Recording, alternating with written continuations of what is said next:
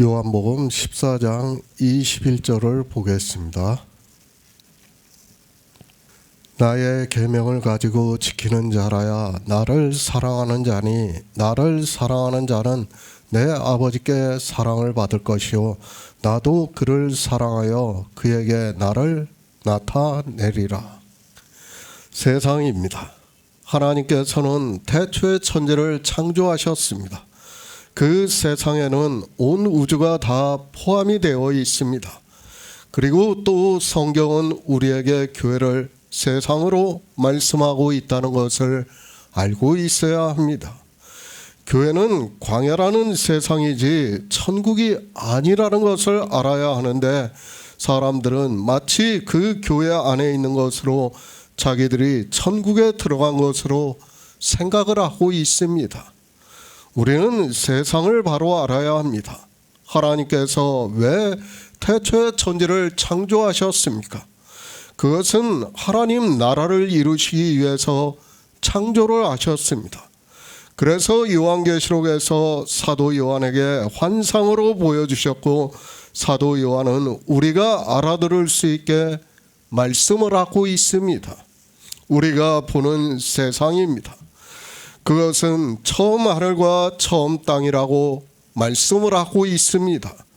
그리고 하나님께로서 새 하늘과 새 땅이 내려오매 처음 것들은 없어졌다고 말씀을 하고 있습니다. 그러니까 하나님 나라가 이루어지면 태초의 천지를 창조하신 세상은 다 없어진다는 것을 성경에서 말씀을 하고 있습니다. 하나님 나라입니다. 우리가 보고 있는 그리고 살아가고 있는 세상과는 전혀 다르다는 것을 알아야 합니다. 저도 모릅니다. 하나님 나라가 어떻게 생겼는지는 저도 상상이 안 되고 있습니다. 그러나 성경은 분명히 하나님 나라에 대해서 말씀을 하고 있고 예수 그리스도를 믿어 생명을 얻어 그들이 하나님 나라에서 그리스도로 더불어 세세토록 왕노릇한다고 말씀을 하고 있습니다. 그러니까 우리가 영화 아바타라든지 그런 것들이 있지 않습니까? 상상 영화들이 있어요. 그것은 다 우주 안의 일이에요. 그러니까 하나님 나라가 아니라 우주 안의 일이라는 것을 우리가 알아야 돼요. 그리고 사람들이 하나님 나라를 상상으로 하는 것들은 상상의 결과물이에요. 다 인간의 지식에서 그 철학의 한계 내에서 상상의 결과물이지 그것을 하나님 나라라고 생각을 해서는 절대로 안 된다는 것을 우리가 바로 깨달아야 합니다. 주님께서 말씀합니다. 세상은 다시 나를 보지 못할 것이라고 말씀을 하고 있습니다. 주님께서 이 세상에 우리와 같은 육신을 입고 오셨습니다.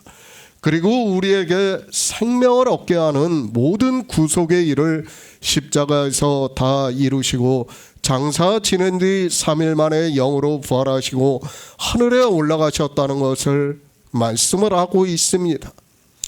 이제 주님은 다시 오시지 않습니다. 물론 주님의 날에 다시 오셔서 우리가 새 예루살렘으로 들어간다는 것을 말씀을 하고 있습니다. 그 이전에는 다시 오시지 않고 어느 누구도 주님을 볼 수 없다는 것을 말씀을 하고 있습니다. 우리 피조물은 창조주를 볼 수 없다는 것을 알아야 합니다. 환상으로 봅니까? 꿈으로 볼 수 있습니까? 안 된다는 것을 알아야 합니다. 성경에서 볼 수 없다고 말씀을 하면 볼 수 없는 것으로 믿으시기 바랍니다. 우리는 하나님을 볼 수 없습니다. 볼 수도 없지만 설령 본다고 해도 소멸이 되고 그것을 인생의 언어로는 표현할 수 없다는 것을 깨달아야 합니다. 다 거짓입니다. 예수 그리스도를 보았다고 하는 사람은 다 거짓말장이라는 것을 알아야 합니다. 성경에 이렇게 사람은 볼 수 없다고 말씀을 하고 있는데도 그런 말에 사람들은 너무도 쉽게 미혹을 당하고 있는 것을 볼 수 있습니다.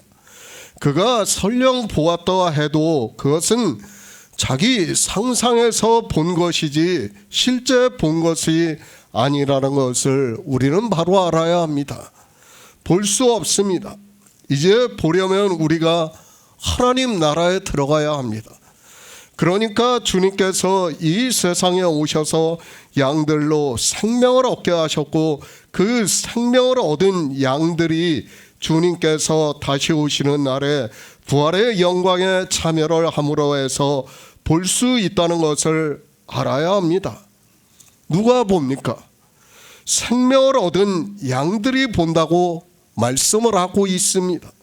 그래서 주님께서 제자들에게 너희는 나를 보리니 내가 살았고 너희도 살겠음이라고 말씀을 하고 있습니다. 이 살겠다는 말씀은 주님께서는 영으로, 그러니까 창조주의 생명으로 사셨다는 것을 말씀을 하고 있고, 우리는 아직 그 생명을 알 수 없지만 믿음으로 그 생명이 우리 안에 거하시고 있다는 말씀을 하고 있습니다. 제자들입니다. 주님께서 아버지께 구해서 성령을 보내주시겠다고 말씀을 하고 있습니다. 진리의 영이 오심으로 해서 그들이 생명에 대해서 인도함을 받고 생명을 얻은 자가 되었다는 것을 말씀을 하고 있습니다. 그것을 주님께서는 너희는 살겠음이라고 말씀을 하고 있습니다. 살아야 합니다. 우리는 반드시 살아야 합니다. 그렇지 않으면 어느 누구도 하나님 나라에 들어갈 수 없다는 것을 알아야 합니다. 어떻게 살아야 하는가 하면 주님이 주시는 생명을 얻음으로 해서 살아야 합니다. 그것을 사도 바울이 고린도후서에서 주 예수를 다시 살리신 이가 예수와 함께 우리도 다시 살리사 너희와 함께 그 앞에 서게 하실 줄을 안다고 말씀을 하고 있습니다. 길이에요. 그것이 길이라는 거예요. 그러니까 주님께서는 우리 인생들의 길로서 오셨다는 것을 알아야 됩니다. 그걸 가르쳐 주는데 주님을 갖다가 길이라고는 이야기를 하는 사람들이 길이 무엇인지를 모르고 있어요. 어떻게 말을 합니까? 예수님처럼 사는 것을 길로 생각을 해요. 아니요. 우리는 예수님처럼 사는 거를 말씀하는 게 아니라 예수님께서 가신 것이 길이라는 거예요. 그것이 길이고 그것을 그대로 우리도 따라간다는 것을 성경에서 말씀을 하고 있습니다. 그러니까 하나님께서 예수 그리스도를 살리셨어요. 그리고 그 생명으로, 태초에 있는 생명으로 하나님 나라에 들어가셨습니다. 그러면 우리도 산다는 것은 뭐예요? 우리도 그 생명을 얻는다는 거예요. 그리고 주님께서 가신 그대로 우리도 하나님 나라에 들어간다는 것을 말씀을 하고 있습니다. 사시기 바랍니다. 그것을 사도 바울이 로마서에서는 예수를 죽은 자 가운데서 살리신 이의 영이 너희 안에 거하시면 그리스도 예수를 죽은 자 가운데서 살리신 이가 너희 안에 거하시는 그의 영으로 말미암아 너희 죽을 몸도 살리시리라고 말씀을 하고 있습니다. 주님께서 창조주의 생명으로 사셨습니다. 그와 같이 우리도 그 생명으로 살리신다고 말씀을 하고 있습니다. 그 생명이 우리 안에 거하심으로 해서 주님이 다시 오실 때 그 생명으로 우리를 살리시겠다고 말씀을 하고 있습니다.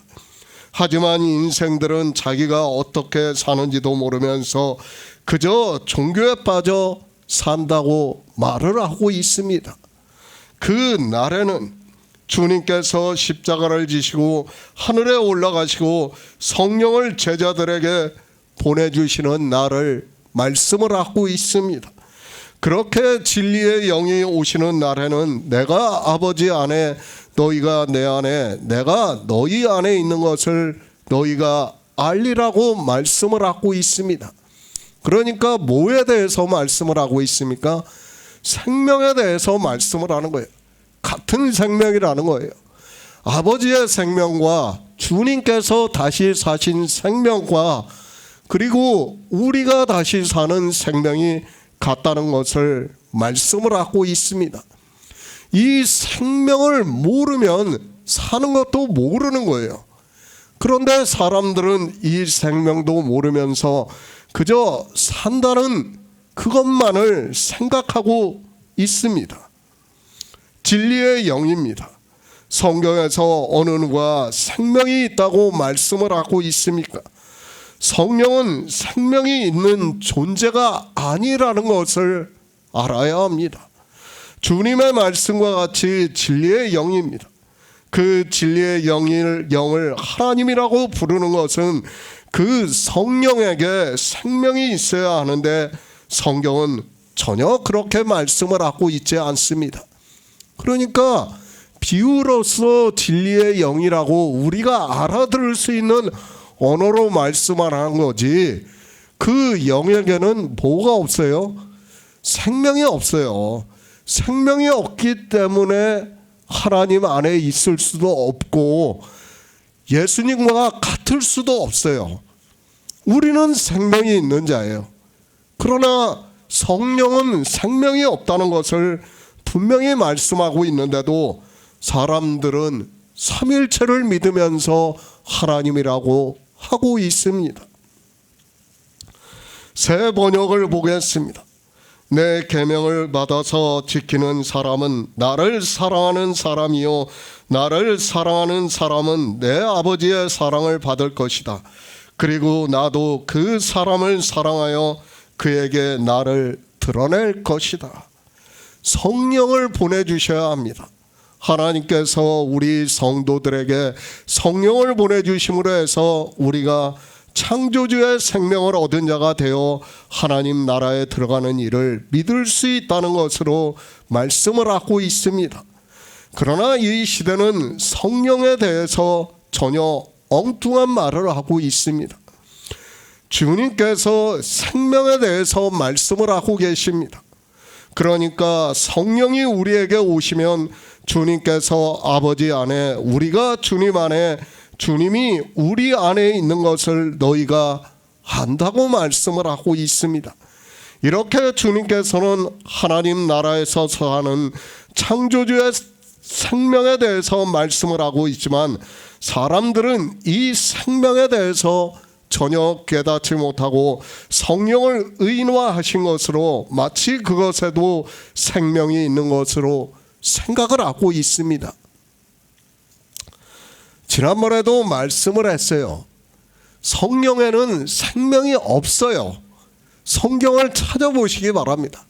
정말 어느 사도도 성령에 생명이 있다는 말씀을 하고 있지 않습니다. 만약에 성령이 하나님이 되려면 생명이 있어야 됩니다. 그러나 생명이 없다는 것을 분명히 깨달아야 하고 그것을 우리가 알아들을 수 있는 언어로 진리의 영이라고 말씀하고 있다는 것을 바로 깨달아야 합니다. 요한일서 2장 3에서 4절을 보겠습니다. 신약성경 388쪽입니다. 요한일서 2장 3에서 4절입니다.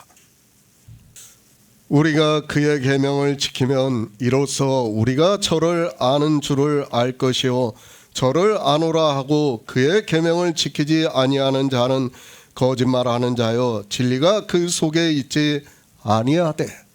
기초입니다. 하나님께서는 우리에게 영생을 얻게 하기 위해서 선지자들로 기록하게 하신 성경을 주셨습니다.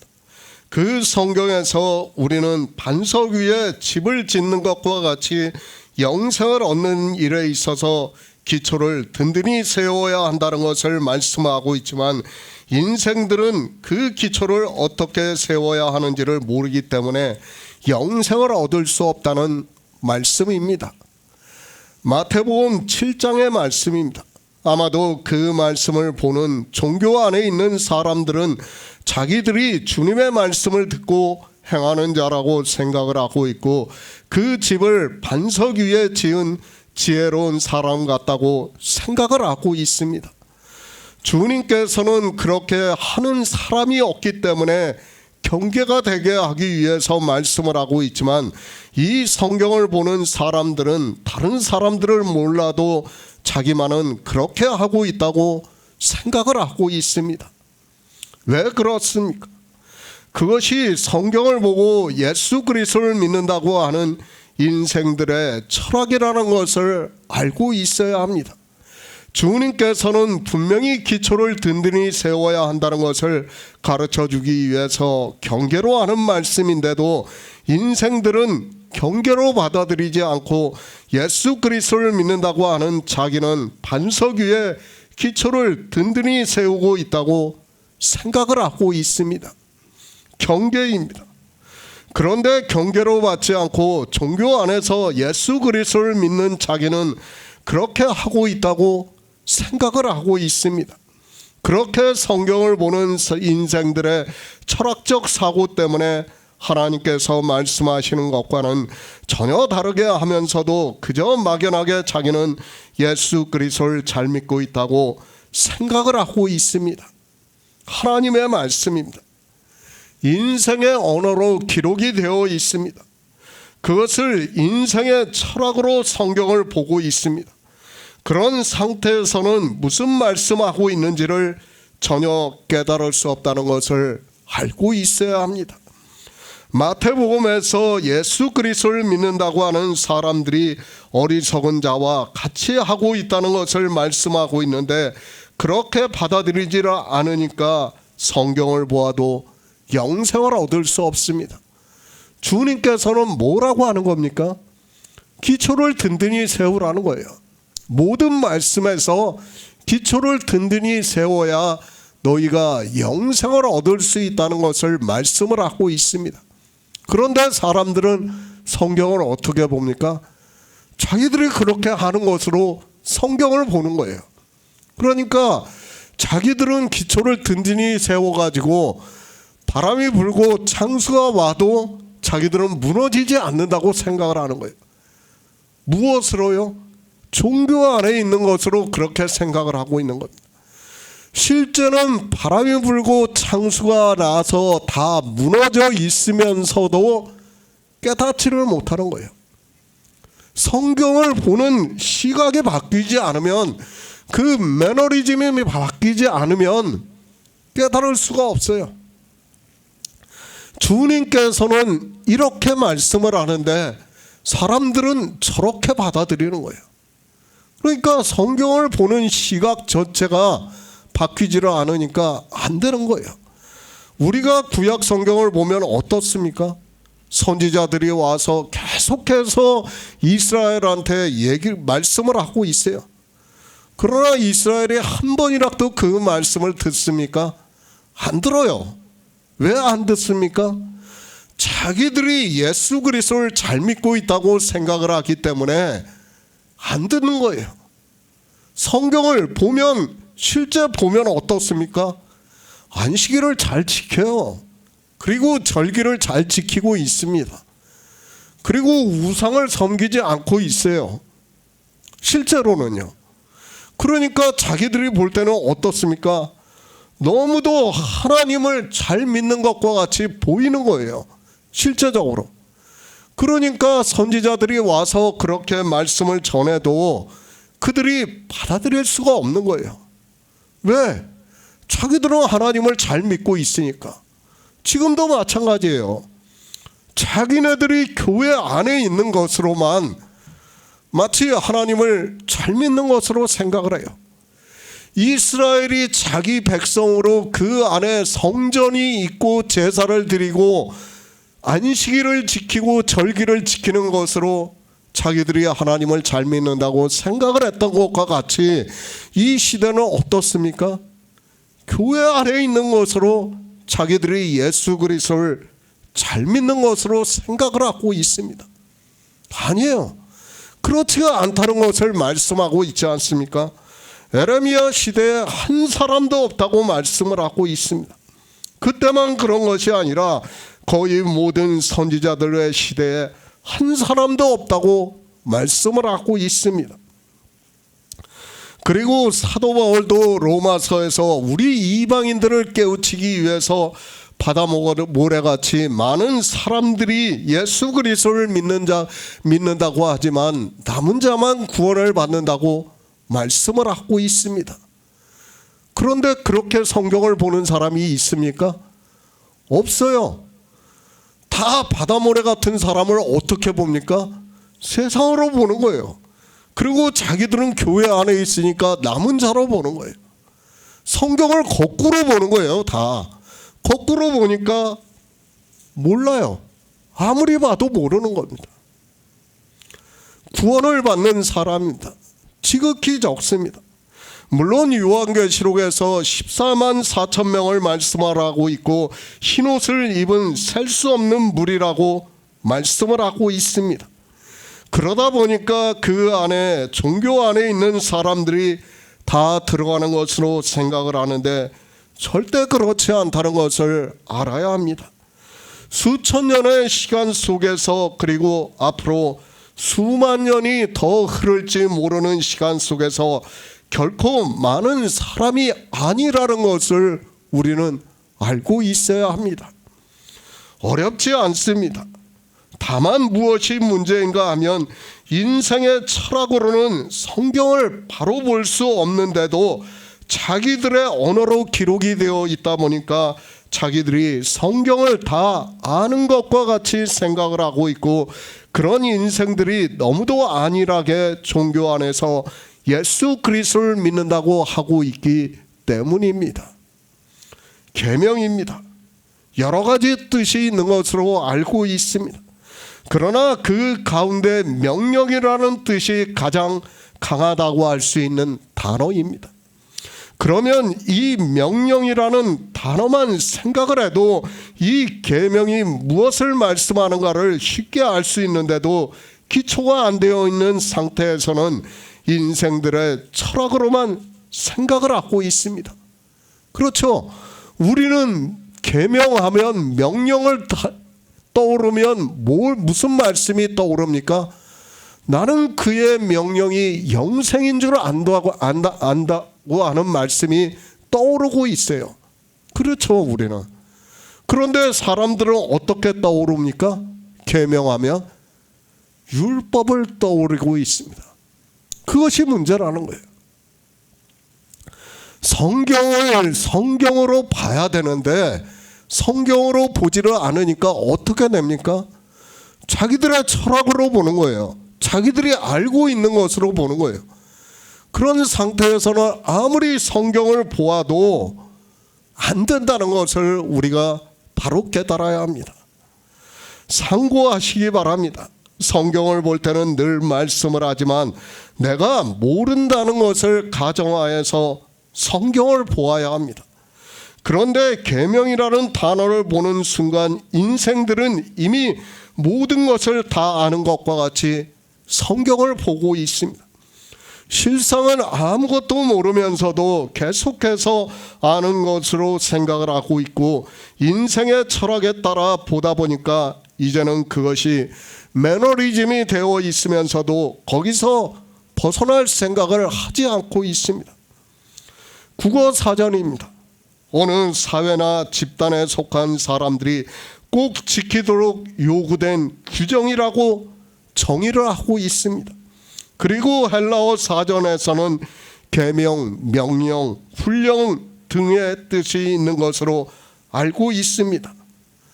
사전을 보면 어떻습니까? 이미 뭘 생각하게 되어 있습니까? 모세의 율법을 생각하게 되어 있어요. 지금 주님께서 말씀을 하는 이 말씀을 보면서도 무엇을 생각합니까? 모세의 율법을 생각하게 되어 있어요. 성경을 연결을 해서 보면은 우리는 계명이 무엇이라는 것을 알 수 있어요. 왜? 이미 13장에서 마지막에서 말씀을 했지 않습니까? 새 계명을 너희에게 주노니 서로 사랑하라. 너희가 서로 사랑하면 나의 제자인 줄 세상 사람들이 다 안다고 말씀을 하고 있습니다. 그런데 그것을 깨닫지를 못하는 거예요. 성경을 연결을 해서 보지를 않으니까 모르는 거예요. 나의 계명입니다. 하나님의 계명에 대해서 말씀을 하고 있습니다. 그러면 주님의 계명이 아닌 계명도 있다는 것을 알고 있어야 합니다.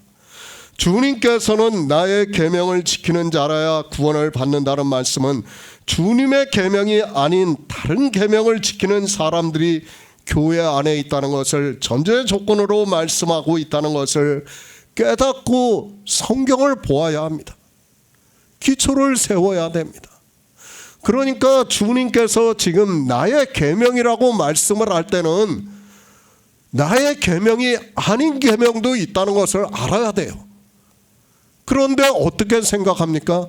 나의 계명이라고 하면 모세의 율법을 생각하고 있어요.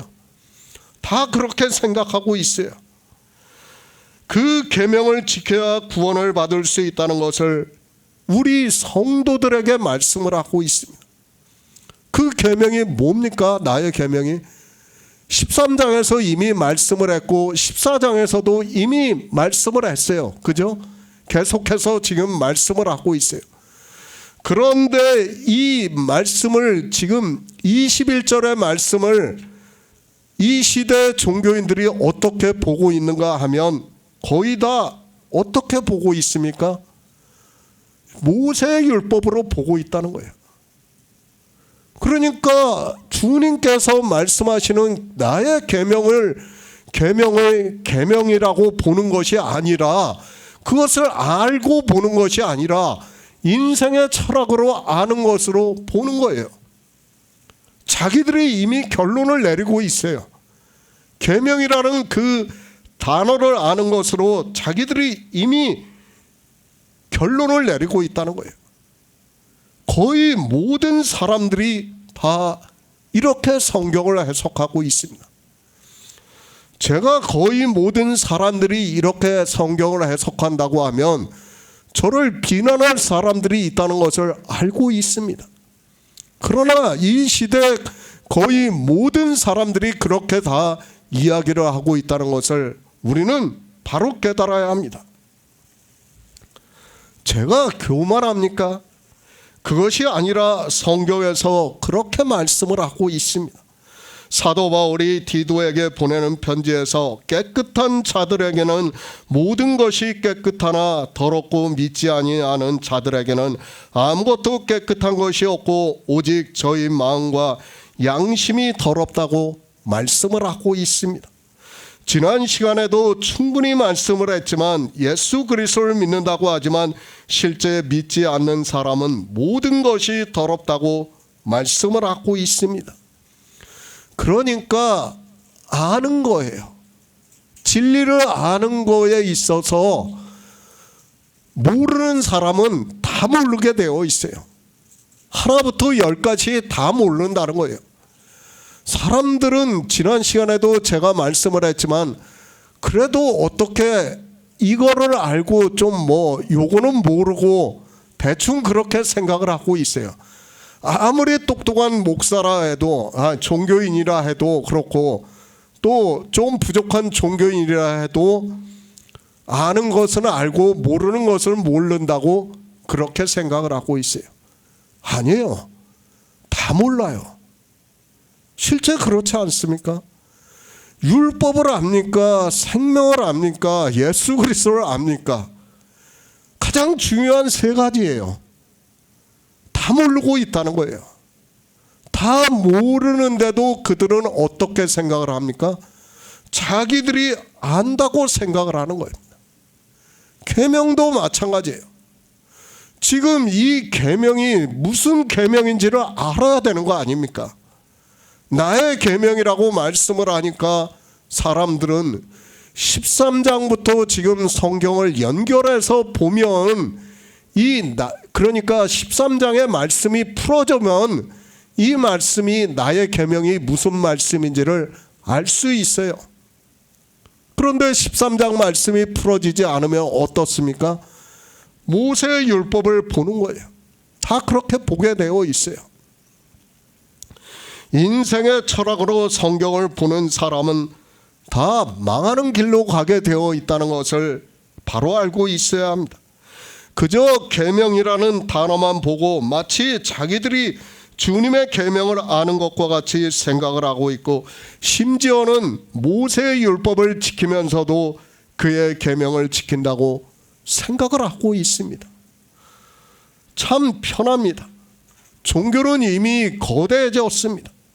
자기들이 하고 싶은 대로 하고 있다는 것을 알고 있어야 합니다. 에레미야 선지자의 말씀 그대로입니다. 진리는 전해지지가 않고 있으면서도 그저 표면적으로 하나님을 믿는다고 하는 그들이 예수 그리스도를 믿는다고 하는 것이 이 시대 종교입니다. 성경입니다. 성경과 다르게 마음대로 할 것 같으면 저는 차라리 예수 그리스도를 믿는 일을 포기를 하겠습니다. 어차피 구원을 받을 수도 없고 영생을 얻을 수 없다면 굳이 예수 그리스도를 믿을 이유가 있겠습니까? 그런데 인생들은 성경을 보는지 안 보는지 모르겠지만 그저 종교에서 그렇다고 하면 그런 것으로 받아들이고 있습니다. 절기입니다. 지금 지키고 있는 부활절, 추수감사절, 성탄절이라는 절기가 과연 옳다고 생각을 하고 있습니까? 요한계시록에서 사도 요한이 내가 이 책의 예언의 말씀을 듣는 각인에게 증거하노니 만일 누구든지 이것들 외에 더하면 하나님이 이 책에 기록된 재앙들을 그에게 더하실 터이라고 말씀을 하고 있습니다. 계명이라고 하니까 어떻게 합니까? 종교 안에서 그런 것을 지키는 것을 마치 주님의 계명을 지키는 것으로 생각을 하고 있어요. 거의 모든 사람들이 다 그렇게 생각을 하고 있습니다. 그런데 이 계명들이 자기들이 지키고 있는 것들이 지금 종교에서 지킨다고 하는 것들이 성경에 있느냐는 거예요. 성경 말씀대로 하고 있느냐는 거예요. 이것 한 가지만으로도 이 시대 종교는 스스로 모순에 빠져 있다는 것을 알아야 합니다. 부활절, 추수감사절, 성탄절이라는 절기가 성경에서 말씀하고 있는가를 찾아보시기 바랍니다. 하나님이 이 책에 기록된 재앙들을 그에게 더하실 터이라고 말씀을 하는데도 아무 감각이 없습니다. 내일이 성탄절이에요. 그렇죠. 이제 뭐 종교는 난리가 아니에요. 지난 2주 전부터 제가 보니까 뭐 한다고 들썩들썩 하더라고요. 이렇게 옆에 지나다니다 보면 뭐 학생들도 많이 왔다 갔다 하고 그렇더라고요. 그 절기 하나만 봐도 알 수 있지 않습니까? 마치 그런 것을 지키는 것으로 자기들이 주님의 계명을 지키는 것으로 생각을 하고 있어요. 종교는 계속해서 가스라이팅을 시키는 거예요. 그런 것으로 아주 당연하게 받아들이는 거예요. 그 안에 있는 사람들은. 근데 실상은 그의 계명입니까? 그것이 아니에요. 지금 주님께서는 무엇을 말씀하고 있습니까? 생명을 얻으라는 거예요. 생명을 얻으라는 말씀을 하고 있는데 깨닫지를 못하니까 어떻게 하고 있습니까? 절기를, 성경에도 없는 절기를 만들어서 아무 생각도 없이 지키고 있는 겁니다. 이런 절기들을 지켜야 하는지 안 지켜야 하는지 요한계시록의 말씀을 보면서도 아무 감각이 없어요. 저도 예전에는 그랬어요. 솔직히 아무 감각이 없이 그냥 지켰어요. 당연히 지켜야 되는 것으로 지키고, 아, 이것이 주님의 계명을 지키는 거구나, 그렇게 생각하면서 지켰습니다. 그러나 어떻습니까? 지금 와서 보니까 아니에요. 주님의 계명이 아닌데도 그 당시에는 어떻게 생각을 했냐면 주님의 계명으로 생각을 했어요. 그 그리고 그 날을 어떻게든 성대하게 지키려고 노력을 했어요. 사람이 만든 절기 아닙니까? 그 절기를 지키면서도 하나님의 절기는, 하나님의 계명은 지키지도 않으면서 사람이 만든 것을 지키면서도 그렇게 열심을 내고 있다는 거예요. 왜 그렇습니까? 인생의 철학으로 성경을 보기 때문입니다. 그러면서 종교는 마치 그런 계명을 지키지 않으면 지옥에 가는 것과 같이 이야기를 하고 있습니다. 천국과 지옥을 이야기하면서 마치 그의 계명을 지키지 않으면 지옥에 가는 것과 같이, 자기들이 성탄절에 예배를 드리는데 성탄절에 예배를 안 드리는 저 사람들은 지옥에 가는 것과 같이 이야기를 하고 있습니다. 아니에요. 누가 지옥에 가는 겁니까? 실상은 그들이 가는 겁니다. 그러나 지옥이라는 것이 있습니까? 없어요. 없지만은 교회 안에 있는 사람들에게는 그렇게 계속해서 지옥이라는 말을 하니까 마치 지옥이 있는 것과 같이 생각을 하고 있습니다. 그렇게 믿고 싶은 거예요, 자기들이. 그러니까 세상 사람들은 지옥에 가고 자기들은 천국에 들어간다고 믿고 싶은 거예요. 그렇게 믿고 싶은 마음을 가지고, 그 생각을 가지고 이야기를 하고 있고, 종교 안에 있는 사람들은 다 그렇게 받아들이고 있습니다. 영생을 얻으시기 바랍니다. 그 영광은 상상을 초월할 정도라는 것을 말씀을 하고 있습니다. 우리 성도는 있지도 않은 지옥을 걱정하지도 않고 상상할 수 없는 영광에 참여를 하는 하나님 나라의 영광을 사모하면서 바라보고 있다고 말씀을 하고 있습니다. 그의 계명을 지켜서 하나님 나라에 들어가는 성도가 되라고 우리에게 성경을 주셨다는 것을 바로 알고 있어야 합니다. 나의 계명입니다. 주님께서 말씀을 하고 있습니다. 나의 계명을 가지고 지키는 자라야 나를 사랑하는 자니, 나를 사랑하는 자는 내 아버지께 사랑을 받을 것이요 나도 그를 사랑하여 그에게 나를 나타내리라고 말씀을 하고 있습니다. 주님의 계명을 지키는 일이 무엇인가는 이미 13장에서 충분히 말씀을 했고, 예수의 생명을 얻는 일이 그의 계명을 지키는 일이라고 말씀을 하고 있습니다. 나의 계명입니다. 주님께서 이 세상에 오셔서 이제 십자가를 지시기 전에 제자들에게 마지막으로 말씀을 하고 있습니다. 새 계명을 너희에게 주노니 서로 사랑하라. 내가 너희를 사랑한 것 같이 너희도 서로 사랑하라. 너희가 서로 사랑하면 이로써 모든 사람이 너희가 내 제자인 줄 알리라고 말씀을 하고 있습니다. 계명입니다. 내가 너희를 사랑한 것이 계명이라는 말씀입니다. 주님께서 우리를 사랑해 주셨습니다. 그 결과가 바로 우리 안에 예수의 생명이 거하신다는 것을 말씀을 하고 있습니다. 누구든지 그의 말씀을 지키는 자는 하나님의 사랑이 참으로 그 속에서 온전케 되었나니 이로써 우리가 저 안에 있는 줄 안다고 말씀을 하고 있고, 그의 사랑이 우리 안에서 어떻게 온전케 되었는가 하면 주님께서 우리를 사랑하심으로 해서 우리 안에 예수의 생명이 거하신다는 말씀을 하고 있습니다. 나의 계명입니다. 성령이 오시는 일을 말씀을 하고 있습니다. 성령이 오시기 전에는 지금 제자들이 주님의 말씀을 듣고 있지만 무슨 말씀을 하고 있는지를 전혀 모르고 있습니다. 그러나 성령이 오심으로 해서 주님의 계명을 가지고 지킬 수 있다는 말씀을 하고 있고, 그렇게 예수의 생명을 얻는 자만이 주님을 사랑하는 자라고 말씀을 하고 있습니다.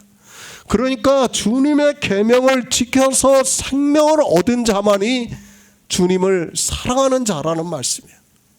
그렇게 사랑하는 자를 이제 뒤에서 다시 말씀을 하겠지만 하나님께서 성령을 보내주시겠다는 거예요.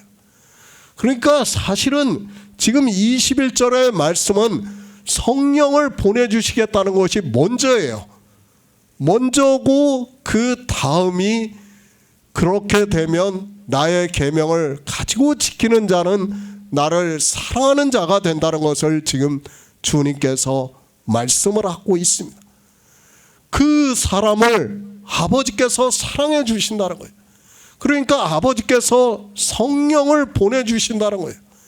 성령을 보내주심으로 해서 그런 결과가 일어난다는 것을 지금 주님께서 말씀을 하고 있는 겁니다.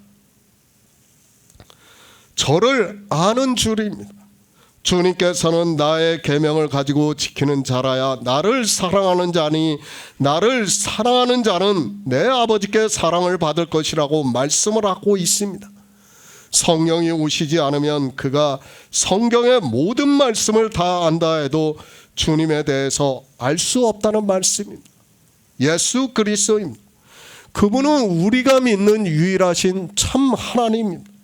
이 시대에 누가 예수 그리스도에 대해서 알고 있습니까? 이 시대 교회 안에 있는 사람들을 너무도 잘 알고 있기 때문에 사도 요한을 통해서 우리가 그의 계명을 지키면 이로써 우리가 저를 아는 줄로 알 것이라고 반어법으로, 그러니까 대다수가 알지 못한다는 것을 말씀을 하고 있습니다. 인생입니다. 우리는 주님의 계명을 지킬 수 없습니다. 반드시 성령이 오셔야 주님의 계명을 지킬 수 있다는 것을 말씀을 하고 있습니다. 나의 계명을 지키는 자라야라고 하는 말씀은 나의 계명을 지키는 자가 없다는 것을 반어적으로 말씀하고 있다는 것을 깨달아야 합니다. 나를 사랑하는 자요. 누가 이 시대에 주님을 사랑하고 있습니까? 그저 종교 안에서 자기들의 행위에 인생의 철학에 따라 열심을 내는 것을 보고 주님을 사랑한다고 하지 마시기 바랍니다. 노래를 부르면서 자기 감정에 복받쳐서 눈물을 흘리면서 주님을 사랑한다고 하지 마시기 바랍니다. 간증입니다. 종교 안에서 수많은 간증들의 사례가 있는 것으로 알고 있습니다. 그래서 누구는 정말 주님을 사랑해서 결혼도 하지 않고 사는 것을 이야기하고 있고, 누구는 자기 재산을 다 내어놓고 거대하게 교회나 수도원을 짓는 일을 하는 것을 이야기를 하고 있습니다. 무슨 관계가 있습니까? 그런 행위를 한다고 해서 그가 주님의 계명을 지키는 자라고 할 수 있습니까? 주님의 계명이 무엇인지를 모르니까 그런 행위에 열심을 내고 있는 것이 종교인들이라는 것을 바로 알고 있어야 합니다. 인생의 철학으로 성경을 보면서 주님의 계명이라고 하면서 지킨다고 하지만 실상은 자기들의 생각을 하는 계명에 불과하다는 것을 깨달아야 합니다. 기초입니다. 계속해서 기초를 강조하고 있습니다. 성령이 오시는 일을 말씀을 하고 있습니다. 성령이 오셔야 주님의 계명을 지킬 수 있다는 말씀을 하고 있습니다. 성령이 오시지 않으면 주님의 계명을 지킬 수 없고, 그러니까 주님의 계명이 무엇인지를 모르게 되어 있고 그는 주님의 계명을 지킬 수 없다는 것을 말씀을 하고 있지만, 인생들은 성경의 문자를 보고 자기들이 주님의 계명을 지키고 있고 주님을 사랑하고 있다고 말을 하고 있습니다. 누구입니까? 이 시대에 누가 주님의 계명을 지키고 있습니까? 사도 요한도 말씀을 하고 있습니다. 그의 계명을 지키면 이라고 말씀을 하고 있습니다. 성경은 거의 다 반어법으로 말씀을 하고 있고, 그런 사람이 없기 때문에 주님께서도 그리고 사도 요한도 같은 말씀을 하고 있지만, 인생들은 그저 종교 안에 있는 것으로 자기들의 주님의 계명을 지키고 있다고 말을 하고 있습니다. 그렇죠. 지금 요한복음 14장 21절에 주님의 말씀도 그렇고 지금 요한일서 4장 2에서 3절의 말씀도 그렇습니다. 똑같아요. 2장 3에서 4절의 말씀이죠. 똑같아요. 다 반어법이에요. 그의 계명을 지키는 사람이 없기 때문에 그렇게 말씀을 하고 있는 거예요. 그런데 사람들은 성경을 어떻게 보고 있습니까? 자기들은 지키는 것으로 보고 있고 세상 사람들은 지키지 않는 것으로 보고 있는 거예요. 그것이 아니에요. 제가 성경은 누구에게 하는 말씀이라고 하고 있습니까? 보는 사람에게 하는 거예요. 성경은 보는 사람에게 하는 말씀이에요. 이 시대 양자역학이라는 것을 계속해서 제가 말을 하고 있지 않습니까? 양자역학이라는 것이 관측을 하는 사람에 따라서 그것이 관측이 되기도 하고 안 되기도 하는 거예요. 그러니까 내가 관측을 하지 않으면, 내가 안 보면 아무 소용이 없는 거예요. 내가 죽으면 이 세상에 무슨 소용이 있습니까? 아무것도 없는 거예요. 끝이에요. 그렇지 않습니까? 마찬가지예요. 성경 말씀을 보면서 나의 계명을 지키는 자는이라고 말씀을 했을 때 이것을 없는 것으로 보는 것과 있는 것으로 보는 것은 전혀 다른 거예요. 성경을 어떻게 보느냐에 따라서, 성경을 보는 사람의 생각에 따라서 전혀 달라지게 되는 거예요. 이 말씀이 지금 그렇지 않습니까? 14장 21절의 말씀도 그렇고 요한일서 2장 3에서 4절의 말씀도 똑같아요. 지금 나의 계명을 지키는 사람이 없기 때문에 말씀을 하고 있고, 이제 뒤에서 아버지께서 사랑을 해주심으로 해서 성령이 오심으로 해서 나의 계명을 가지고 지키는 자라야 나를 사랑하게 된다는 거예요. 그러니까 성령이 오시기 전에는 어떻다는 거예요? 없다는 거예요. 없다는 거예요. 성령이 반드시 아버지께서 사랑을 해주시고 성령을 보내주셔야지만 주님의 계명을 가지고 지킬 수 있고 주님을 사랑하는 자가 된다는 거예요. 지금 21절의 말씀은 중간에 있는 말씀이 결론을 먼저 내리는 거예요. 그러니까 아버지께 사랑을 받는 것이 무엇입니까? 아버지께서 성령을 보내주셔야 내가 사랑을 받을 수 있는 거 아닙니까? 성령이 오셔야 내가 예수의 생명을 얻은 자가 될 수 있는 거 아닙니까? 지금 그 말씀을 하는 거예요. 그것이 먼저예요. 그것이 먼저고, 그렇게 성령이 오심으로 해서 주님의 계명을 지키고 가지고 지키고, 그러므로 해서 주님을 사랑한다는 말씀입니다. 주님의 계명입니다. 말로만 주님의 계명을 지킨다고 하지 마시기 바랍니다. 이것이 누구의 계명인지도 모르면서 그저 주님의 계명이라고 하면서 지킨다고 하지 마시기 바랍니다. 그의 계명도 모르는 사람들이 이 시대 종교 안에서 사람의 계명을 가지고 그의 계명을 지킨다고 하면서 어두움에 다니면서 율법의 행위에 열심을 내고 있습니다. 나의 계명을 지키는 자예요. 참 한글 개역 성경이 얼마나 잘 번역이 되어 있습니까? 이렇게 반어법으로 우리 인생들이 주님의 계명을 지키지 않는다는 것을 말씀을 하면서 경계로 말씀을 하고 있고, 진리의 성령이 오셔야 주님의 계명을 지킬 수 있다는 것을 말씀을 하고 있지만, 성령이 어떻게 오시는 줄도 모르고 있고 성령이 무엇인지도 모르면서 그저 인생의 언어를 아는 것으로 자기 합리화를 시키고 있습니다. 그렇죠. 성령도 몰라요. 그리고 주님의 계명도 모르고 있어요. 그러면서 무슨 주님의 계명을 지킵니까? 성경은 주님의 계명을 말씀하고 있고 그 다음에 사람의 계명을 말씀하고 있어요. 사람의 계명은 뭡니까? 모세의 율법을 사람이 지키는 것을 사람의 계명이라고 하는 거예요. 그리고 주님의 계명은 뭡니까? 주님께서 우리를 사랑하셔서 이 세상에 오셔서 율법을 완전케 하시고 선지자의 말씀을 다 이루심으로 해서 하나님 나라를 이루시는 거예요. 우리에게 생명을 얻게 하는 일을 다 이루셨다는 거예요. 그것이 주님의 계명이고 그것을 믿음으로 해서 주님을 사랑하게 된다는 거예요. 내 안에 생명이 거하심으로 해서 주님을 사랑하는 자가 된다는 거예요. 그 결론을 먼저 말씀하는 게 아버지께 사랑을 받는 것이라는 거예요. 그것이 먼저예요. 그런데 성경을 사람들이 그렇게 보지를 않고 있습니다. 아니, 주님의 계명이 뭔지도 모르면서 성경을 보고 있고 그저 막연하게 자기들이 성탄절을 지키면서 주님을 사랑한다고 생각을 하고 있습니다.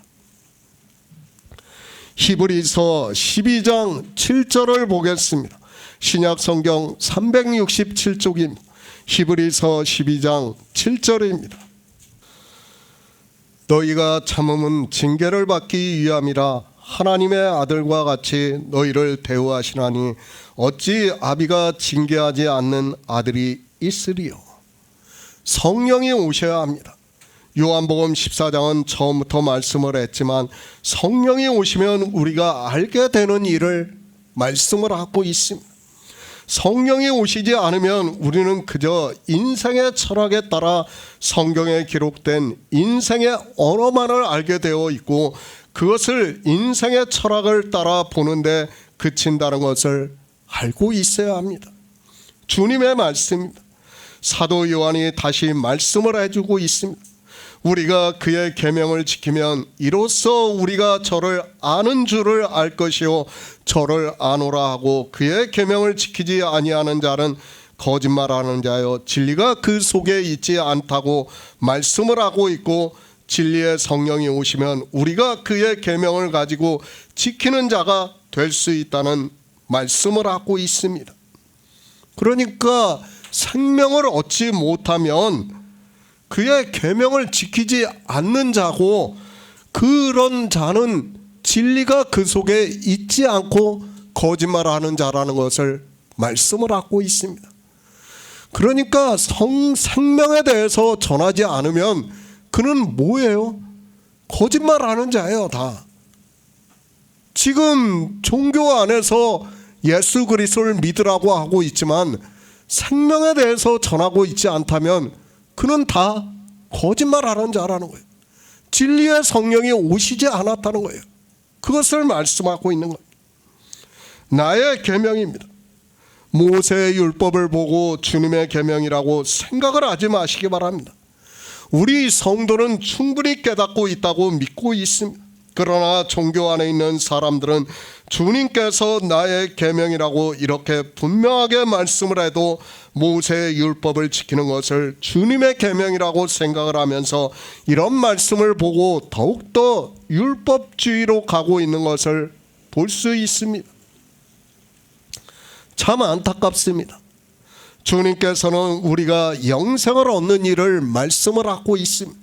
그런데 인생들은 그저 자기들의 언어로 성경을 보는 것에 그치고 있습니다. 주님께서는 우리에게 반드시 성령을 받아야 하는 일에 대해서 말씀을 하고 있지만 성령에 대한 기초가 되어 있지 않은 상태에서는 아무리 성경을 보아야 그저 인생의 철학에 사로잡히게 되어 있습니다. 인생의 영입니다. 그 영으로는 아무리 성경을 보아도 안 된다는 것을 먼저 알고 있어야 합니다. 그런데도 사람들은 성경을 인생의 언어로 보면서도 그것을 가지고 지혜라고 생각을 하고 있습니다. 지난 2주 동안에 우리 인생의 영이, 그러니까 인생의 철학이 무엇이라는 것을, 그리고 그 철학으로 성경을 보는 것이 무엇인가를 말씀을 하고 있지만 솔직히 이 말씀을 보는 사람이 거의 없고 설령 본다고 해도 이미 종교에 의해서 철저하게 세뇌가 되어 있습니다. 저는 알고 있습니다. 이 말씀을 종교인들이 어떻게 해석하고 있는가를 이미 충분히 알고 있습니다. 그들은 주님의 계명을 가지고 지키는 자들이 아니라 모세의 율법을 가지고 지키고 있으면서도 그것이 마치 주님의 계명을 지키는 것으로 생각을 하고 있고 그것이 인생의 철학적 한계라는 것을 알고 있어야 합니다. 동문서답입니다. 인생들의 철학으로 성경을 보는 것과 진리의 성령이 오셔서 성경을 보는 것이 그렇다는 것을 알고 있어야 합니다. 성경이 참으로 오묘하게 기록이 되어 있어서 인생의 철학으로는 아무리 보아도 그것이 동문서답을 하게 만들고 있지만 인생으로는 그것을 깨달을 수 있는 지혜가 없습니다. 나의 계명을 가지고 지키는 자라. 성경을 정말 상고하시기 바랍니다. 주님께서 종교 안에서 예수 그리스도를 믿는다고 하는 사람들이 주님의 계명을 가지고 지키고 있을 것 같으면 이렇게 말씀을 하셨는가를 생각하면 쉽게 깨달을 수 있는데도 성령이 오시지 않으니까 주님의 말씀과 같이 소경이 되어서 아무리 성경을 보아도 그렇게밖에 안 보이고 있습니다. 본다고 하니까 죄예요. 그러니까 주님의 계명을 가지고 말씀을 하는데 그것을 모세의 율법이라고 알고 그렇게 전한다고 하는 게 죄라는 것을 주님께서 말씀을 하고 있지만 사람들은 깨닫지를 못하고 있습니다. 주님의 계명을 지킵니까? 그리고 주님을 사랑하고 있습니까? 자기 합리화를 시키지 마시기 바랍니다. 주님께서는 우리 인생들이 그렇게 하지 않는다는 것을 알고 말씀을 하고 있고 반드시 성령이 오셔야 이렇게 할 수 있다는 것을 말씀하고 있다는 것을 먼저 알고 있어야 합니다. 그리스도 편지입니다. 설교 말씀을 보는 사람들이 그렇게 많지는 않습니다. 그래도 가끔씩 와서 보는 사람들이 있습니다. 물론 스쳐 지나가는 사람들이 있다는 것을 알고 있고 그래도 관심을 가지고 하나님께 은혜를 구하고자 하는 사람이 있는 것으로 알고 있습니다. 그러나 알아야 합니다. 시편에서 어떻게 말씀을 하고 있습니까? 존귀에 처하나 깨닫지 못하는 사람은 멸망하는 짐승과 같다고 말씀을 하고 있습니다. 그래도 그리스도 편지의 말씀을 본다는 것은 존귀에 처한다는 말씀입니다. 남들은 듣지도 못하는 복음을 그들은 들을 수 있는 기회를 얻은 자들입니다. 그런데 깨닫지 못하고 돌아가는 사람은 멸망하는 짐승과 같다는 말씀입니다. 성경입니다. 누가 이렇게 해석을 하고 있습니다. 제가 스스로를 자랑하는 말씀이 절대로 아닙니다. 저는 누누이 말씀을 하고 있지만 제가 이 일을 하는 것에 대해서 늘 부족하다고 느끼고 있고 그리고 복음을 전하는 일보다는 듣고 믿음으로 역사를 해서 생명을 얻을 수 있다면 은혜라고 믿고 있습니다. 오늘 이 말씀입니다. 주님의 계명이 무엇인가만 알아도 그는 충분히 존귀에 처한 사람이라고 할 수 있습니다. 그런데 깨닫지 못하고 있다면 그 말씀을 보면서도 그저 스쳐 지나가고 있다면 그리고 아무 감각이 없이 그저 좋은 말씀 하나 봤다고 하고 간다면 그는 차라리 예수 그리스도를 안 믿는 것이 그에게 더 유익하다는 것을 알고 있어야 합니다. 이 시대입니다. 복음을 접한다는 것 자체가 기적이라는 것을 알고 있어야 합니다. 그런데 그 기적과도 같은 경험을 하고도 그것이 무엇인지를 모르고 지나가고 있다면 그보다 더 불행한 사람은 없습니다. 차라리 기회가 없었다면 그는 그저 그렇게 살다가 가겠지만 기회가 있었는데도 그 기회를 잡지 못한다면 그는 시편의 말씀과 같이 멸망하는 짐승이라고 생각을 하고 있습니다. 복음이 전해지고 있습니까? 절대 그렇지 않다는 것을 알고 있어야 합니다. 그런 시대에서 하나님께서 복음을 보게 하셨는데도 그것을 깨닫지 못하고 있다면 그는 존귀에 처하나 깨닫지 못하는 사람은 멸망하는 짐승과 같다는 말씀을 할 수밖에 없다고 생각을 하고 있습니다. 정말 그렇습니다. 누가 주님의 계명을 정확하게 해석을 해서 가르쳐주고 있습니까? 요한복음 14장 21절에 나의 계명을 거의 모든 사람이 모세의 율법으로 이야기를 하고 있다는 것을 알고 있어야 합니다. 그런데 10만 개의 설교 중에 하나가 있을까 하는 그 설교를 보고도 그것이 무엇인지를 모르고 있다면, 아니 상고할 생각을 하지 않고 있다면 더 이상 할 말이 없다고 생각을 하고 있습니다. 주님께서 말씀을 합니다.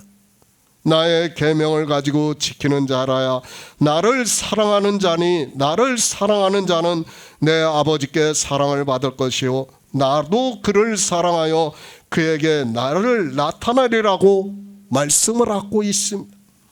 성령이 오심으로 해서 주님의 계명을 가질 수 있고, 그러므로 해서 주님을 사랑해서 예수의 생명을 얻을 수 있다면 주님을 사랑하는 자라고 말씀을 하고 있습니다. 그렇게 주님을 사랑하는 자입니다. 하나님이 사랑하신다는 말씀을 하고 있습니다. 하나님의 사랑이 무엇입니까? 하나님이 우리에게 약속하신 약속은 영원한 생명이라고 말씀을 하고 있습니다. 그 약속을 이루시는 것은 사랑하는 자라고 말씀을 하고 있고, 생명을 얻은 자라고 말씀을 하고 있습니다. 나를 사랑하는 자입니다. 아무나 주님을 사랑할 수 있다고 생각을 하지 마시기 바랍니다. 그저 종교 안에서 하는 행위를 보고 주님을 사랑한다고 하지 마시기 바랍니다. 이미 앞에서도 말씀을 했지만 그런 행위로는 아무리 사랑을 한다고 해도 예수 그리스도의 생명이 거하시지 않으면 그는 주님을 사랑하는 자라고 할 수 없습니다. 복음을 듣습니다. 주님께서 제자들에게 유월절을 먹이셨습니다. 그런데 그들이 어떻게 대답을 하고 있는가를 이미 충분히 말씀을 했습니다. 너희는 마음에 근심하지 말라. 하나님을 믿으니 또 나를 믿으라. 내 아버지 집에 거할 곳이 많도다. 그렇지 않으면 너희에게 일렀으리라. 내가 너희를 위하여 처소를 예비하러 가노니 가서 너희를 위하여 처소를 예비하면 내가 다시 와서 너희를 내게로 영접하여 나 있는 곳에 너희도 있게 하리라.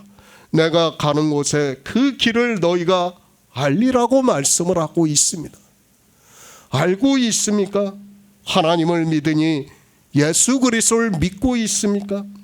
도마가 가로되 주여 어디로 가시는지 우리가 알지 못하거늘 그 길을 어찌 알겠느냐고 말을 하고 있습니다.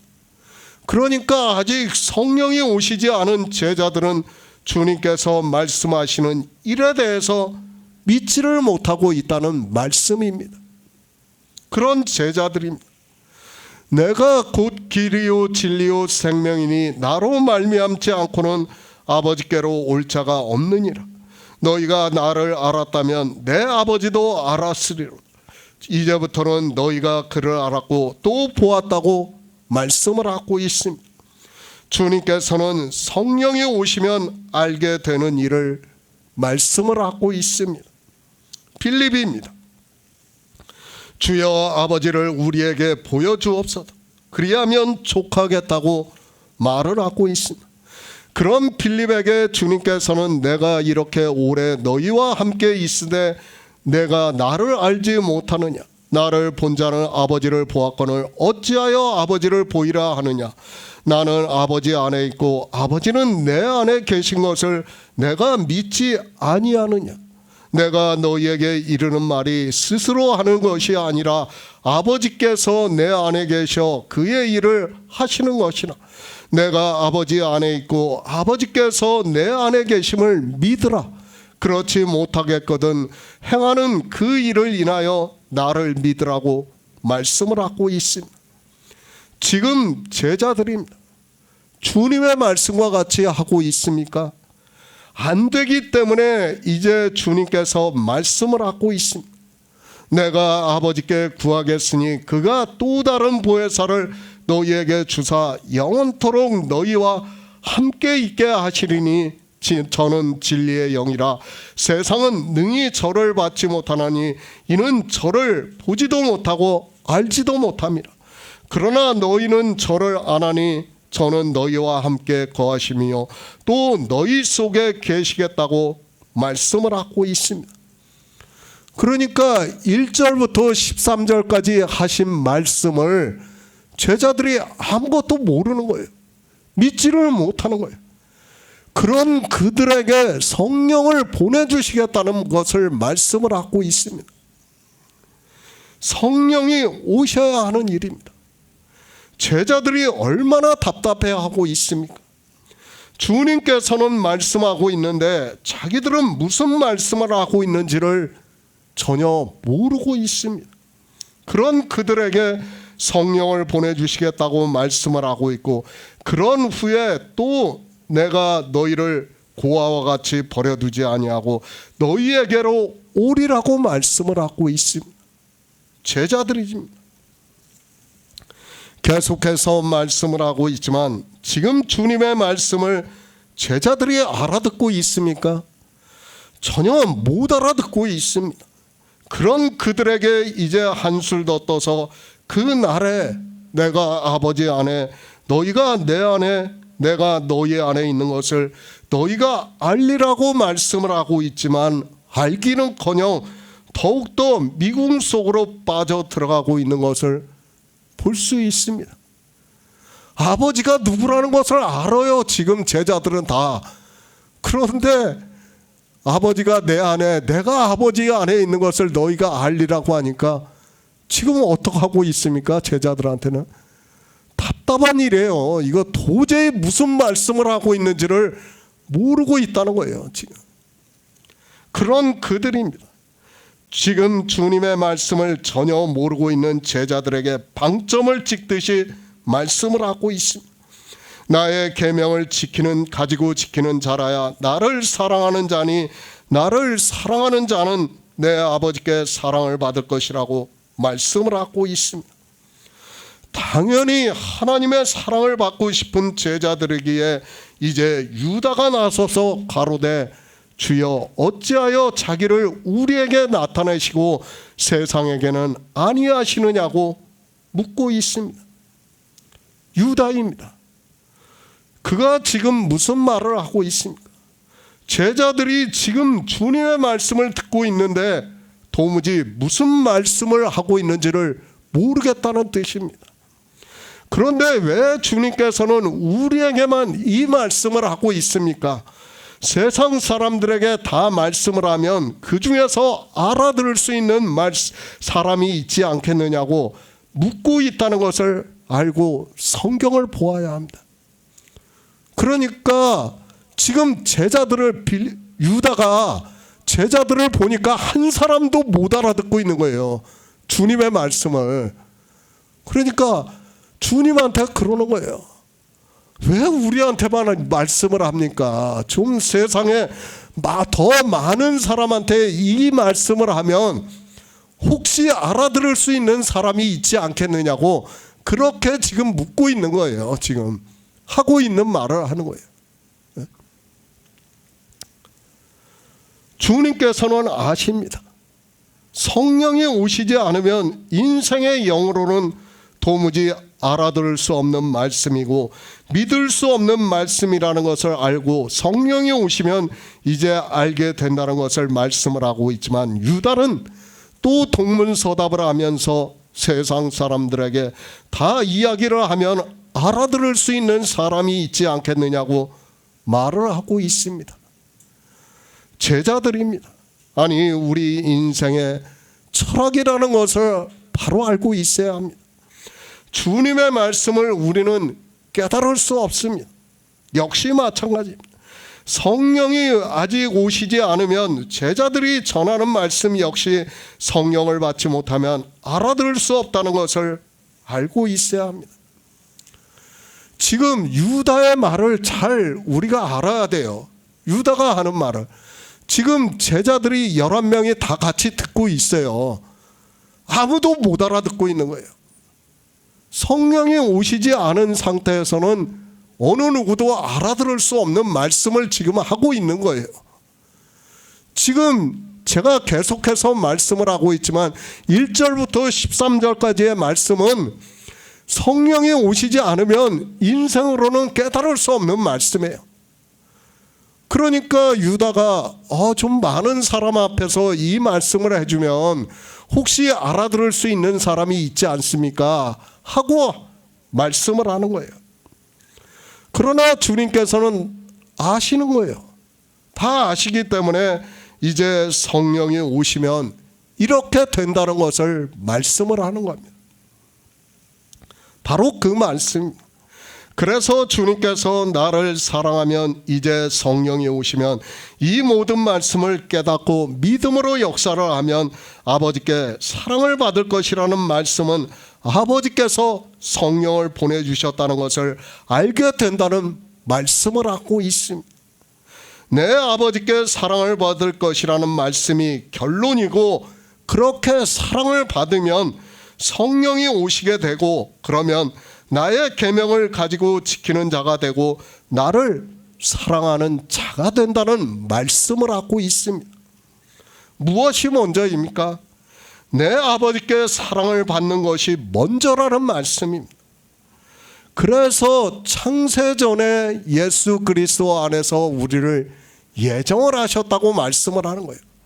그러니까 먼저 아버지께 사랑을 받으면 아버지께서 성령을 보내주시면 너희가 내가 1에서 13절까지 한 말씀을 깨닫게 된다는 거예요.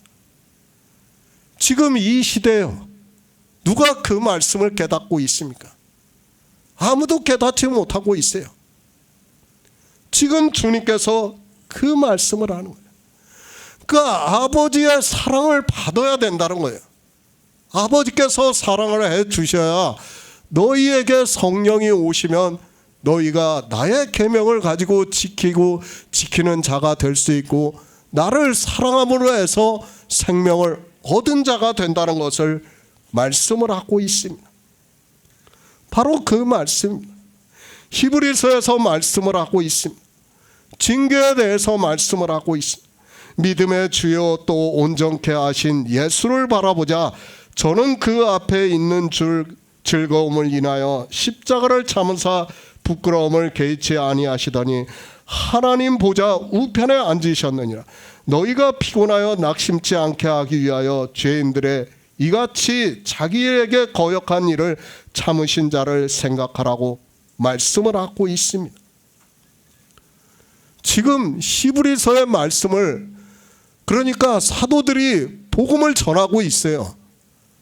인생들이 알아듣는다는 겁니까? 못 알아듣는다는 거예요. 히브리서에서도 똑같은 말씀을 하는 거예요. 못 알아들어요. 그 못 알아듣는 것을 뭐라고 말씀을 합니까? 믿어지지가 않는 거예요. 도무지 지금 주님께서 제자들에게 하신 말씀을 제자들도 똑같이 할 거 아닙니까? 복음을 전할 때 주님께서 길이고 진리고 생명이라는 말씀을 하고, 그분이 하나님이야, 하나님의 형체시야 하고 말씀을 할 거예요. 그러면 믿어집니까? 믿어지지가 않아요. 그런 그들에게 말씀을 하고 있습니다. 너희가 참음은 징계를 받기 위함이라. 하나님이 아들과 같이 너희를 대우하시나니 어찌 아비가 징계하지 않는 아들이 있겠느냐고 말씀을 하고 있습니다. 하나님의 사랑을 받아 자기가 듣는 복음이 믿음으로 역사를 해서 하나님 나라에 가고 싶은데 인생으로는 안 됩니다. 그런 인생의 철학을 가지고 있는 사람들에게 어찌 아비가 징계하지 않는 아들이 있겠느냐고 말씀을 하고 있습니다. 제자들입니다. 믿어지지가 않고 무슨 말씀인지를 모르고 있습니다. 그것을 히브리서에서는 징계라고 말씀을 하고 있습니다. 그러나 이제 성령을 보내주시면 저희는 잠시 자기 뜻대로 우리를 징계하였거니와 오직 하나님은 우리의 유익을 위하여 그의 거룩하심에 참여케 하시느니라. 무릇 징계가 당시에는 즐거워 보이지 않고 슬퍼 보이나, 무슨 말씀입니까? 내가 아무리 들어도 깨닫지를 못하는 거예요. 복음을 아무리 들어도 나는 하나님 나라에 들어가고 싶고 내세를 생각해서 예수 그리스도를 믿는다고 하면서 제자들한테 지금 복음을 듣고 있어요. 근데 어떻습니까? 그 말씀이 깨달아지지가 않는 거예요. 그것을 지금 히브리서에서는 징계라는 거예요. 징계라고 말씀하는, 마치 징계를 한 세상 사람의 징계, 아비가 아들을 징계하는 것과 같이 너희가 깨달을 수 없다는 거예요. 그것은 깨달을 수 없는 것이라는 얘기. 그러나 후에 그로 말미암아 연달한 자에게는 의의 평강한 열매를 맺게 된다는 말씀을 하고 있습니다. 그러니까 계속해서 말씀을 듣다 보면 이제 하나님께서 성령을 보내주시면 의의 평강의 열매를 맺게 한다는 말씀이에요. 그러니까 처음에는 우리가 복음을 들으면 어떻습니까? 마치 징계를 받는 것과 같이 믿어지지가 않아요. 그 말씀이. 제가 여기서 복음을 전하면 그 말씀이 들어지지가 않는다는 거예요. 그것을 지금 히브리서에서는 징계라고 표현을 하는 거예요. 실제 징계를 한다는 것이 아니라 마치 징계를 하는 것과 같이 나는 하나님 나라에 가고 싶어. 너무 가고 싶은 거예요. 너무 가고 싶어서 지금 제자들이 전하는 복음을 듣고 있어요. 근데 지금 제자들이 주님의 말씀을 듣는 것과 같이 아무것도 모르는 거예요. 그거를 징계로 표현을 한 거예요. 마치 사랑하는 아들을, 아비가 사랑하는 아들을 징계하는 것과 같이 너희가 그렇게 생각하라는 거예요. 그러나 너희가 그것을 참고 기다리면 연달한 자에게는 의의 평강한 열매를 맺게 한다는 거예요. 그러니까 성령이 오심으로 해서 의롭다 하심을 받고 그 의롭다 하심의 결과가 생명을 얻게 된다는 거예요. 그것을 지금 말씀하는 거예요. 영생을 얻는다는 말씀. 요한복음 14장입니다. 주님께서 제자들에게 성령을 보내주실 것을 말씀을 하고 있습니다. 결론을 먼저 말씀을 하고 있습니다. 그 결론은 내 아버지께 사랑을 받을 것이라고 말씀을 하고 있고, 그러므로 해서 나의 계명을 가지고 지키는 자라야 나를 사랑하는 자니 나를 사랑하는 자가 된다는 말씀을 하고 있습니다. 히브리서입니다. 그것을 징계라고 말씀을 하고 있습니다. 그러나 그 징계가 주께서 그 사랑하는 자를 징계하시고 그 받으시는 아들마다 채찍질 하시는 것과 같다고 말씀을 하고 있고, 그러므로 해서 너희가 참음은 징계를 받기 위함이라 하나님이 아들과 같이 너희를 대우하시나니 어찌 아비가 징계하지 않는 아들이 있겠느냐고 말씀을 하고 있습니다. 그것을 유다는 지금 어떻게 하고 있습니까? 보니까 제자들이 다 깨닫지 못하는 거예요. 그러니까 주님께 왜 우리에게만 말씀을 합니까? 좀 다른 사람한테 다 말씀을 해서 좀 서로 깨닫게 해주면 좋지 않습니까? 이렇게 말씀을 한 거예요. 징계라는 거예요. 바로 성령이 오시지 않는 것은 징계예요, 우리에게. 그러나 성령이 오시기 전까지 어떻게 해야 된다는 말씀이에요? 들어야 된다는 거예요. 그것을 히브리서를 통해서 가르쳐 주는 거예요. 참고 받으라 이거예요. 이게 도저히 무슨 말씀인지 우리 인생으로는 깨달을 수 없어요. 영의 일이기 때문에. 그런데 사람들이 그것을 한 번에 깨달으려고 하고 있어요. 깨달아집니까? 안 돼요. 안 되는 일이라는 것을 알아야 됩니다. 지금 주님으로부터 3년 반 동안 유월절을 먹은 제자들도 안 돼요. 성령이 오시지 않으니까 지금 무슨 말씀을 하고 있는지를 도무지 모르고 있지 않습니까? 마찬가지라는 거예요. 우리도 마찬가지예요. 복음을 전한다고 해서 그 복음을 처음부터 다 들을 수 있습니까? 아니에요. 들을 수 없어요. 그러나 어떻게 해야 된다고요? 참고 기다려야 된다는 거예요. 언제까지요? 성령을 보내주실 때까지 참고 기다려야 된다는 거예요. 그런데 어떻습니까? 사람들이 참지를 못하는 거예요. 하나님 나라는 가고 싶어요. 와서 복음을 들으면 기뻐 날뛰어요. 처음에는. 그리고 자기가 마치 구원을 받은 것과 같이 이야기를 합니다. 그러나 참지를 못해요. 왜 참지를 못합니까? 기초가 안 되어 있어요. 제가 마태복음 7장을 말씀을 했지 않습니까? 기초를 든든히 세워야 되는데 기초를 세우려면 지금 제자들도 3년 반을 주님께 들었어요. 근데 겨우 그리스도 편지의 말씀 10여 편을 보고 내가 말씀 조금 봤습니다. 이게 말이 되냐고요. 안 돼요. 그걸로는 3년 반이면 그리스도 편지에 있는 말씀을 다 볼 정도가 돼야 돼요. 그렇지 않습니까? 그 정도를 봐야지 하나님께서 성령을 보내주신다는 거예요. 그때까지는 어떻다고요? 마치 징계를 받는 것과 같다는 거예요. 그렇게 징계를 받는 것과 같이 있다가 결국에는 성령을 보내주신다는 것을 말씀을 하고 있습니다. 그러나 사람들은 깨닫지를 못하고 있습니다. 디모데전서 6장 15절을 보겠습니다. 신약성경 342쪽입니다. 디모데전서 6장 15절입니다.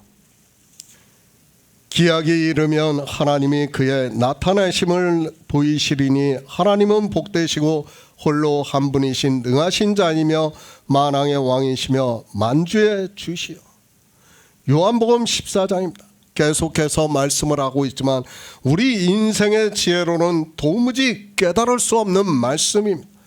그래서 주님께서는 제자들에게 이제 성령이 오시는 일을 말씀을 하고 있습니다.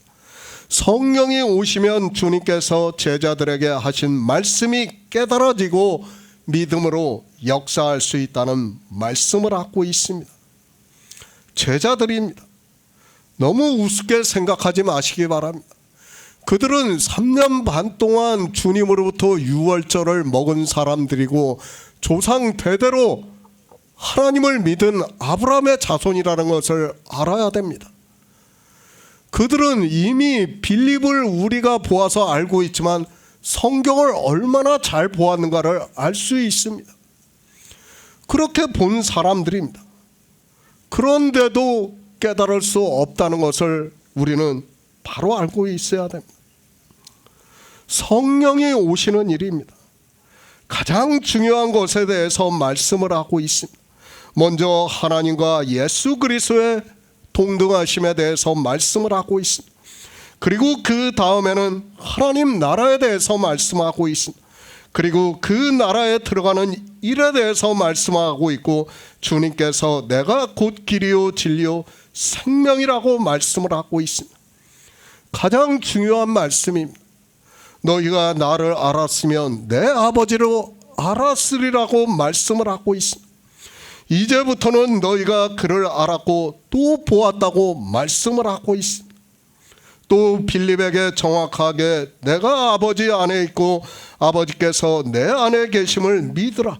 그렇지 못하겠으면 행하는 그 일로 인하여 나를 믿으라고 말씀을 하고 있습니다. 빌립은 모세의 율법을 이미 다 알고 있습니다. 그렇기 때문에 그 행하는 일로 인해서 믿으라고 말씀을 하고 있습니다. 성령이 오셔야 예수 그리스도께서 유일하신 참 하나님이심을 믿을 수 있다는 거예요. 성령이 오시기 전에는 안 돼요. 우리가 그렇게 믿고 싶어도 믿을 수 없다는 것을 지금 말씀하는 거예요. 하나님께서 사랑하시고 그러므로 해서 성령을 보내주심으로 해서 나의 계명을 가지고 지키는 자가 되고 나를 사랑함으로 해서 생명을 얻은 자가 되면 그에게 누구를 나타내시겠다고요? 나를 나타내시겠다는 거예요. 지금 이 시대에 누가 예수 그리스도를 유일하신 참 하나님으로 믿고 있습니까? 아무도 그렇게 믿고 있지 않습니다. 지금 성령이 오셔야 그것을 알 수 있다는 것을 말씀을 하고 있는 겁니다. 성령이 오시지 않으면 어느 누구도 알 수 없는 일이에요. 이거는. 그러니까 예수 그리스도를 유일하신 참 하나님으로 믿을 수 있는 것은 그 증거가 무엇이냐? 제가 두 가지를 늘 말씀하지 않습니까? 하나는 율법을 지키지 않는 거예요. 그 다음에는 하나님께서 유일하신 예수 그리스도께서 유일하신 참 하나님이라고 믿는 것이에요. 그렇게 알게 된다는 거예요. 그것을 나타내 주시겠다는 거예요. 누가 오면은요, 하나님께서 성령을 보내주시면 나타내 주시겠다는 거예요. 나를 나타내 주시겠다는 거예요. 내가 하나님이라는 것을 나타내 주시겠다는 거예요. 말장난하지 마시기 바랍니다. 삼위일체나 삼신론이나 무엇이 다릅니까? 위가 있고 격이 있어서 다릅니까? 역시 하나님 예수 그리스도 그리고 성령을 한 하나님이라고 하지만 삼신론이라는 것을 알아야 합니다. 그렇지 않습니까? 뭐 양태론이니 삼신론이니 다 누가 만든 말입니까? 성경에 있는 말씀입니까? 그것이? 아니에요. 인생들이 만들어낸 말이에요. 다 자기네들의 철학에서 만들어낸 말이에요. 결론은 다 뭡니까? 삼신론이에요. 그건 다. 우리는 유일하신 하나님을 믿는 거예요. 지금 사도 바울이 뭐라고 말씀합니까? 홀로 한 분이신 하나님이라고 말씀을 하고 있는 거예요. 그런데 사람들은 믿지를 않고 있어요. 왜 그렇습니까? 주님의 말씀과 같이 아버지께서 사랑을 해 주셔야 성령이 오시고 내 안에 생명이 거하셔야 주님이 나를 나타내 주신다는 거예요. 성령이 오셔야 나타내 주시는데 성령이 오시지 않으니까 나타나지가 않으니까 어떡합니까? 다 인생의 철학에 따라 다 삼위일체를 믿는다고 하는 거예요. 홀로 한 분입니다.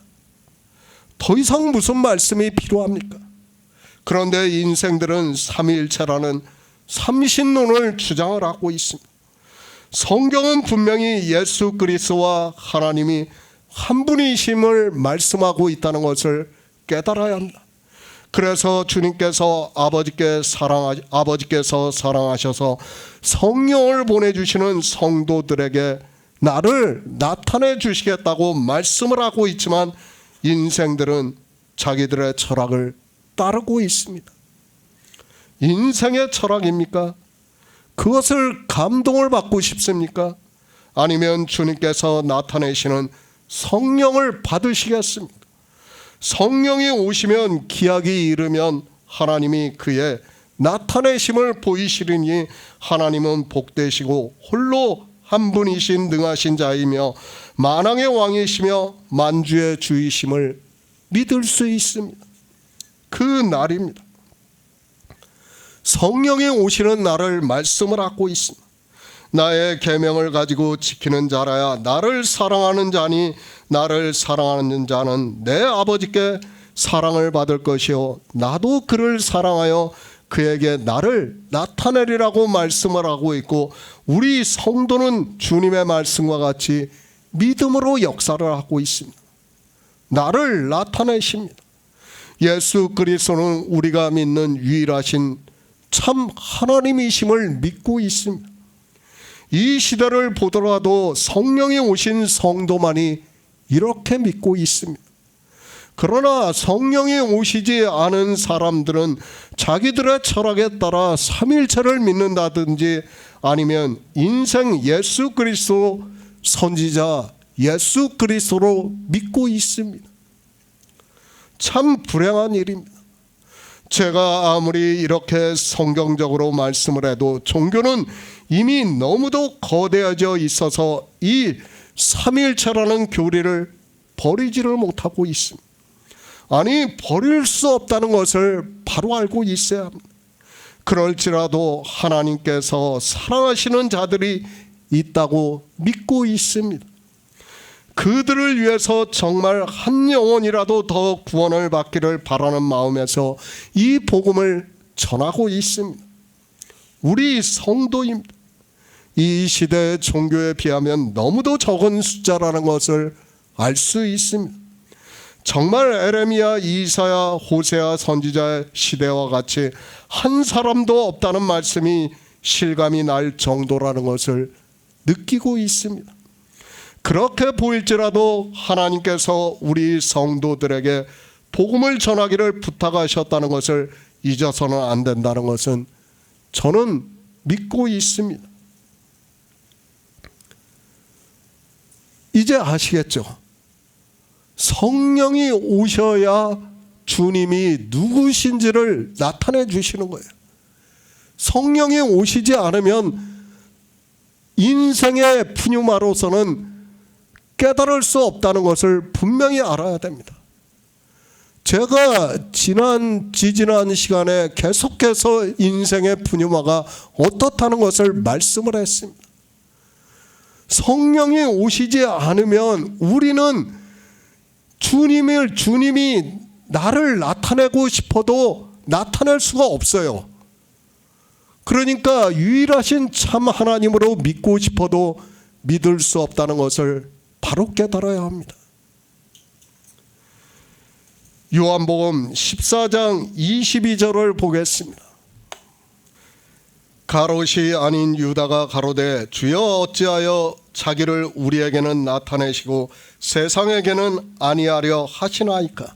새 번역을 보겠습니다. 가롯 유다가 아닌 다른 유다가 물었다.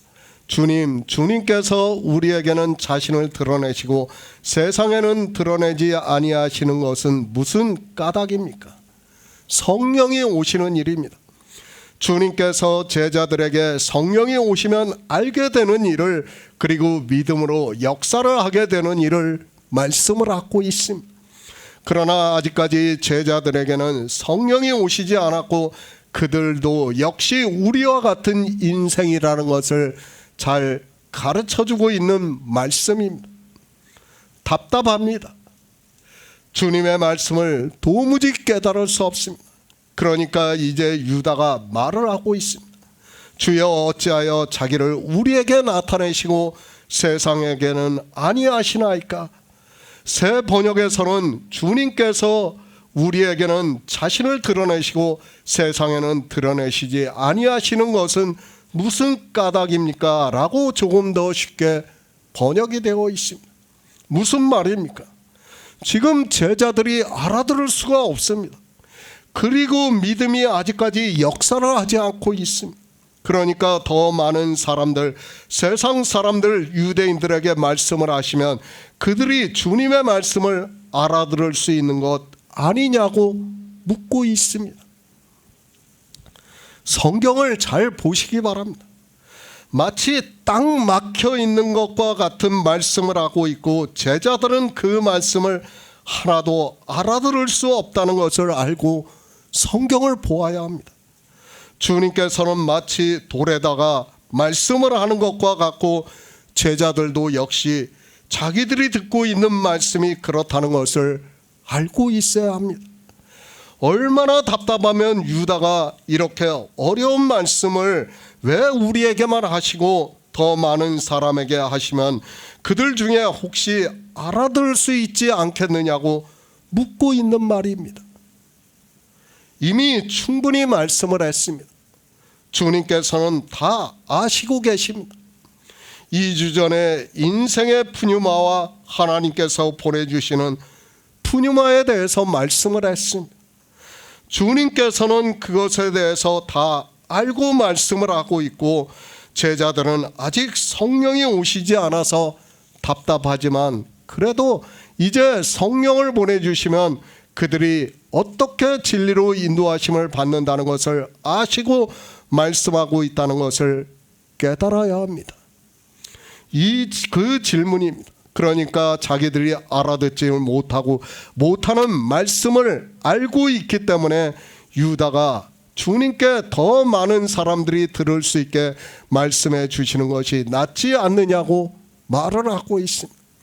그런 유다에게 사람이 나를 사랑하면 내 말을 지키리니 내 아버지께서 저를 사랑하실 것이라고 말씀을 하고 있습니다. 나를 사랑합니다. 누가 사랑합니까? 아버지께서 성령을 보내주셔야 사랑한다는 것을 이제까지 충분히 말씀을 했습니다. 그렇게 하나님께서 성령을 보내주시면 나를 사랑할 수 있다는 말씀을 하고 있습니다. 그래서 앞에서 내가 아버지께 구하겠으니 그가 또 다른 보혜사를 너희에게 주사 영원토록 너희와 함께 있게 하시리니 저는 진리의 영이라 세상은 능히 저를 받지 못하나니 이는 저를 보지도 못하고 알지도 못합니다. 그러나 너희는 저를 아나니 저는 너희와 함께 거하시며 너희 속에 계시겠다고 말씀을 하고 있습니다.